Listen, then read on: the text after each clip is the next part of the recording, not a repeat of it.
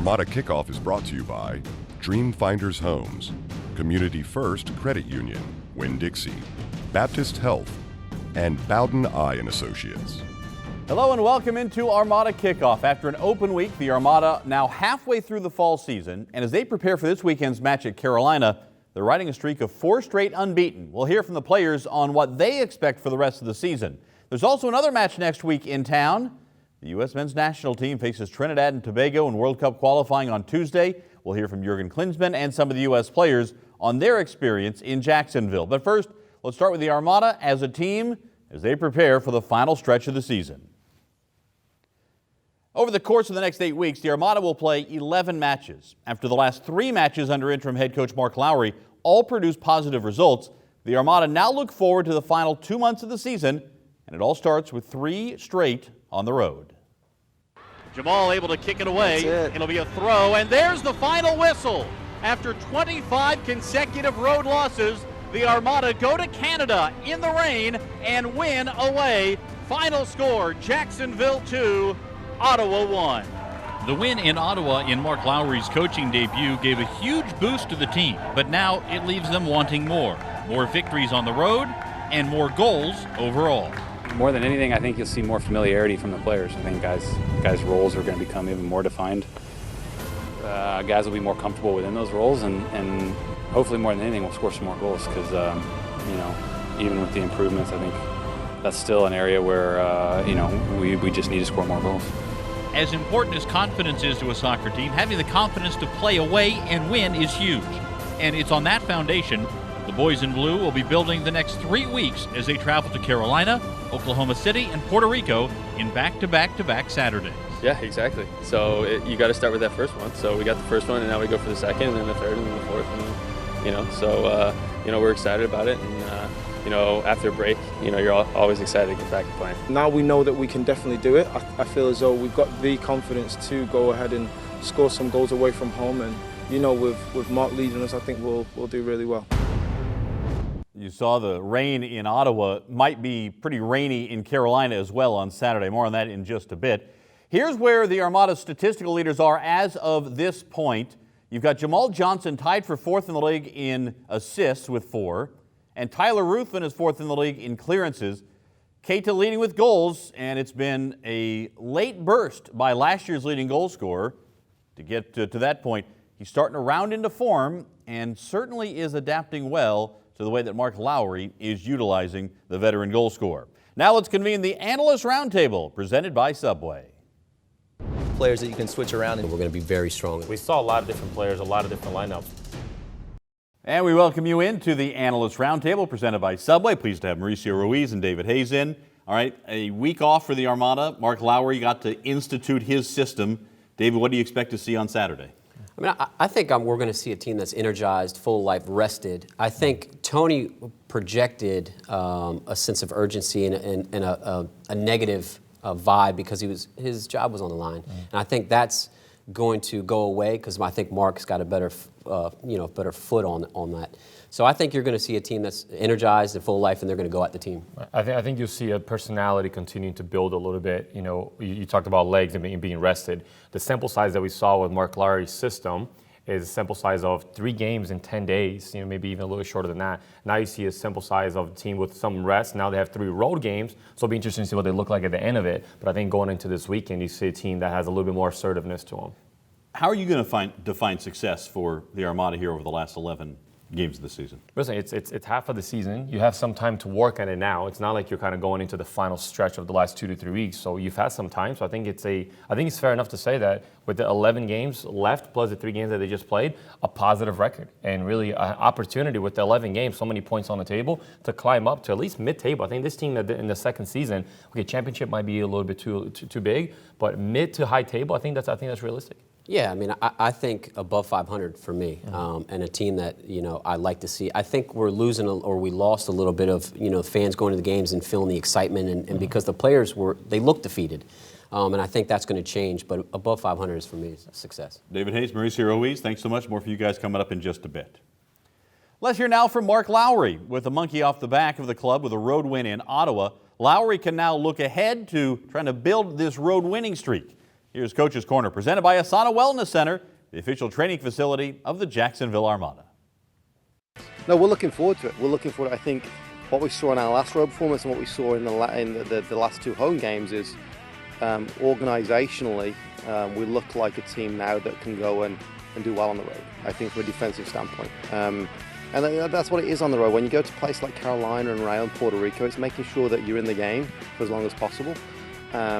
And obviously, we don't want to be under pressure. We don't want to go there and sit back necessarily, but making sure that we're organised defensively to where we're not conceding goals. And that always gives you a chance later on in the game to go and pick up the points like we did against Ottawa. And when you talk about these final 11 games of the season, it's half the fall season. How will you judge success? What will be your criteria for saying, yeah, this is a successful stretch? Honestly, I think being competitive in every single game. So that when we look back on it, if we can say that yeah, we were competitive in every single game we played in kind of like the final stretch of season, that will be deemed success. And I know that if we can do that, we have the quality in this team to score goals and pick up points along the way. So I think if we can look back, like I said, and say, yeah, you know what, every single game we played, we were competitive. People knew that they were in a game against us. People were a little bit fearful of us. Then I think that would be definitely a successful, end to the season. The U.S. men's national team is back in Jacksonville for a World Cup qualifier Tuesday against Trinidad and Tobago. It'll mark the 7th time in the last quarter century that the U.S. has played here. A fact not lost on U.S. Soccer President Sunil Gulati, who told me this week that past success certainly impacted the decision to return to Jacksonville. Never before in Jacksonville, though, has there been more on the line. The pinnacle of the U.S. Soccer Jacksonville connection was clearly the run-up to the 2014 World Cup, when the U.S. men's national team came to the First Coast for the final tune-up before heading to Brazil.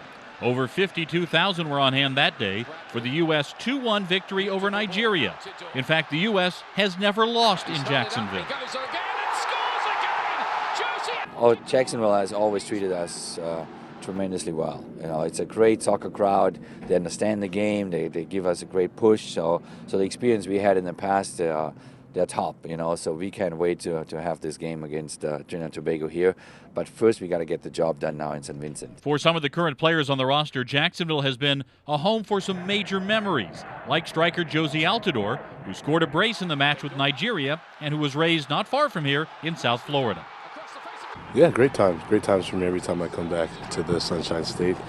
I look forward to it. My family's, not too far away, so it'll be nice to get back in front of my family and friends and hopefully have a good game against Trinidad. The support's been great. Every time I've been here, every time we've come here, it's been fantastic. So hopefully that continues, obviously, on Tuesday night, and hopefully it's a game and we put on a good show for the fans. Of course, one of the big stories heading into tomorrow's away match at St. Vincent and the Grenadines is where the goals will come from, with Clint Dempsey unavailable after an irregular heartbeat kept him from the squad. If the U.S. experience in Copa America is any indication, Bobby Wood may play an important role as the U.S. tries to advance one step closer to the World Cup. Yeah, we know that it's a big game for sure, but we just have to concentrate and play as the best we can. All right, here's the schedule coming up. A lot of soccer to come in Jacksonville, of course, on Tuesday. Again, the U.S. against Trinidad and Tobago. You can actually save on tickets for that match. Go to armadafc.com for the details. Great way for you to get out and support the U.S. men's national team, as they may need that victory, depending on how it all goes. Certainly going to impact where they go in terms of who they play and when in the World Cup qualifying. Then 3 straight on the road for the Armada to come the next 3 Saturdays before a return to Community First Park Saturday, September 24th, as the Armada face Rayo OKC. One team in the league put up 6 goals this past week. We'll go around the NASL, plus Mauricio Ruiz returns to the Armada boot room. Stick around. More Armada Kickoff is straight ahead.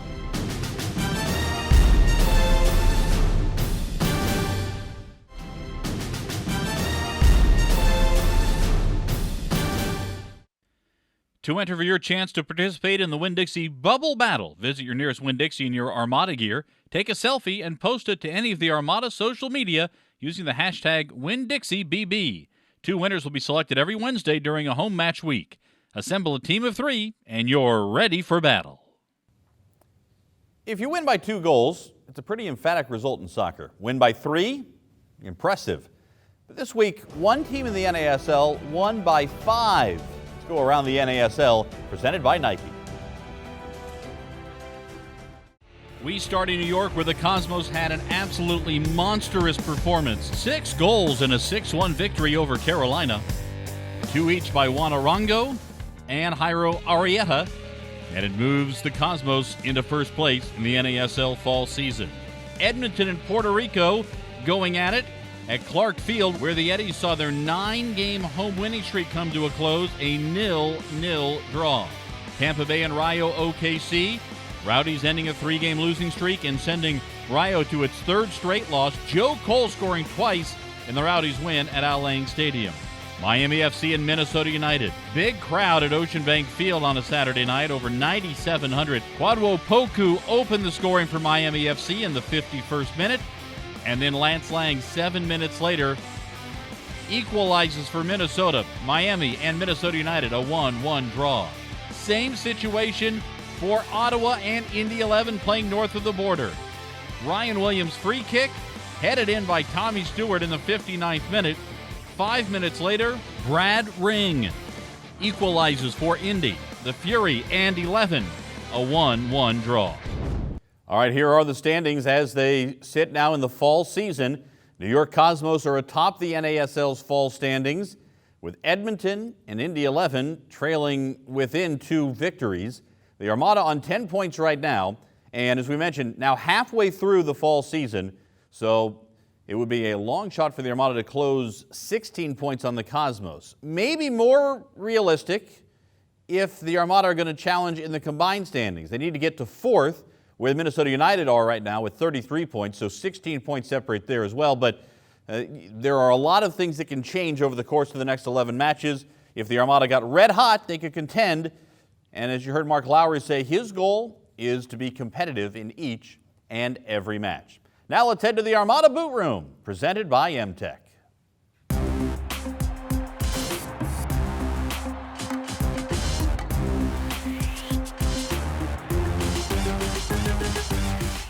I welcome in here the Armada Boot Room, Mauricio Ruiz, back home. Back home. We're going to do things a little differently this time around. Because U.S. Soccer President Sunil Gulati was in town this week, I want to get your reactions to some of the things he talked about this week, starting with how U.S. Soccer can take things to the next level. So let's hear from Sunil Gulati first and then get your comments afterwards. You know, I'm very enthusiastic and optimistic about it. We've had great growth across the board in spectator interest, and television interest is still growing, and that's a big opportunity, I think, for us. The national team is expected, as you said, to do very well on the women's side, on the men's side, and when those expectations are missed, then we feel the pain from it. That's a good thing, that people are holding us to a higher standard.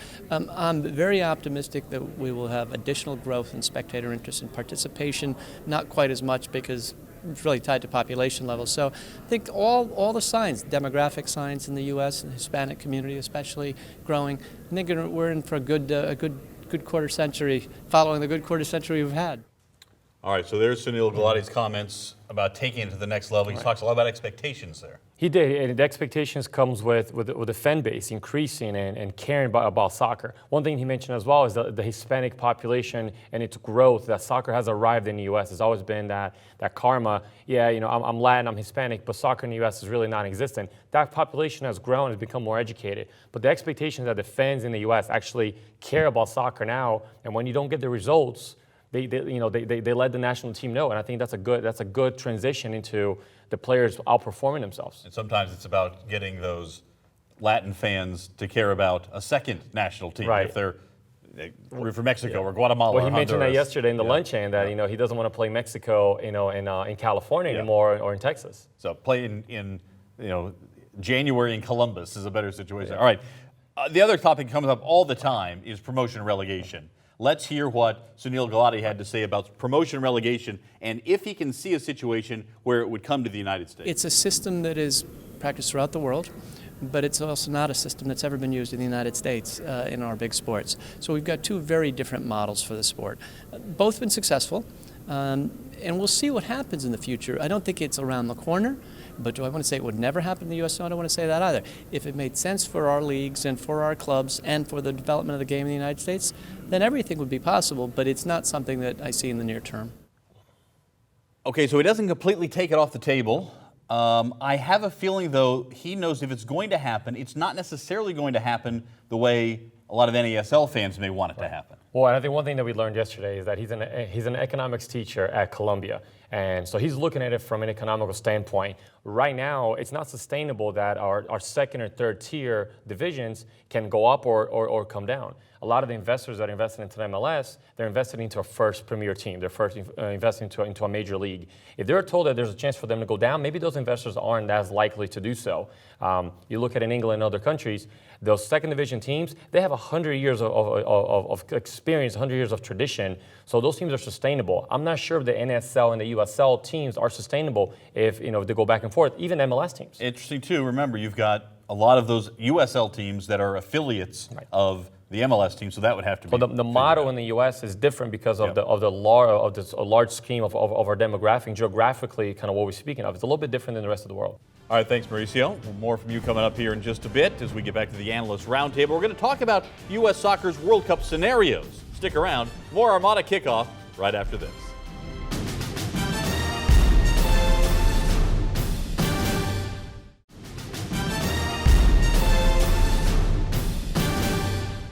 The U.S. men's national team returns to Jacksonville September the 6th at Everbank Field to face Kevon George and Trinidad and Tobago.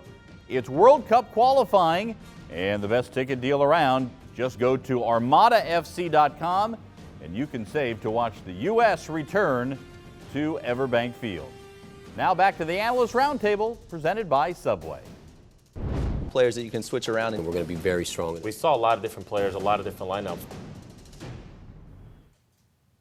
Welcome back in the Analyst Roundtable presented by Subway. Mauricio Ruiz, David Hayes. Let's talk about the U.S. men's national team. They take on St. Vincent and the Grenadines tomorrow and then Tuesday in Jacksonville, Trinidad and Tobago. Is there any reason the U.S. shouldn't beat both of those teams, Mauricio? There is, because there's 11 guys on the other side of the ball too, and they're less talented, sure, but they're capable, and a lot of times playing in those small countries, those games mean more to those fans and to those players than it means to the U.S. sometimes, and players tend to take the competition lightly at times when it's downplayed, and opposite, the downplayed one, the underdog, plays higher. So if the U.S. is not careful, they could be coming back on Tuesday with the defeat and that Trinidad game being a must game. Yeah, that's why you love soccer. I mean, 11 versus 11, you never know who's going to win at any given day. But if you look at St. Vincent, we beat them 6-1 last time. I think we'll take care of business. But then if you look at Trinidad and Tobago, we tied them 0-0, but they've lost to Peru as of late, China, Uruguay. So they're not coming off of a strong performance. So we need to watch out for them, so. And of course, Kevon George will be on the field for Trinidad and Tobago as well. The Armada, the U.S. will not have Michael Bradley. They won't have Jermaine Jones. No Clint Dempsey. What should the U.S. lineup look like? Well, and if you take away Bradley and Jermaine Jones, which have been kind of the core of the middle, especially Bradley, so you still have Jeff Cameron that can play the holding mid. You have Ben Ball in the back. You have Omar Gonzalez. You have Beasler. So you have a back line that doesn't depend on Jeff Cameron. You have DeAndre Allen, Fabian Johnson. I think in the midfield you have Beckerman, you have Nagby. I'd like to see more of Nagby in the midfield. I think Beckerman's a good contingency play in there. But between those options you have it. And up top without Dempsey, I think we're ready to see life after Dempsey a little bit, right? With Bobby Wood, with Pulisic, and some other younger fellows. Yeah, Christian, Altidore and Padoia, not Padoia, but Wood. And then you have Padoia, Beckerman, and Nagby. I want to see more Nagby as well. So I think we'll be fine. Yeah, may see more of the young guys out of necessity, which could be a good thing long term. What does Jacksonville hosting the game mean for soccer in this town, David? I mean, I think it just shows that we've arrived and we're getting there. I mean, for me, Jacksonville is now a major player in the game now. I mean, that's what the U.S. is saying when they put a contest like that here. So I think it's great for us. Yeah, when you bring a professional team into a city, that boosts the city's interest in soccer, and certainly with the U.S. Experience, having been here before with the Scotland game, the Nigeria game, and some of the women's games, allows the U.S. Federation and the fans to recognize Jacksonville. So I think this game is somewhat schemed properly because they're going into the islands, they're coming back here. But I think Jacksonville has been a great host, and the support has been fantastic. Yeah, let's not forget there are other cities in the southeast. It didn't have to be Jacksonville. It didn't have to be, correct. But Jacksonville won it. Guys, thanks so much. Coming up, a look ahead to what's to come this week in Carolina and what to expect when the Armada return home. Stick around. More Armada Kickoff is straight ahead.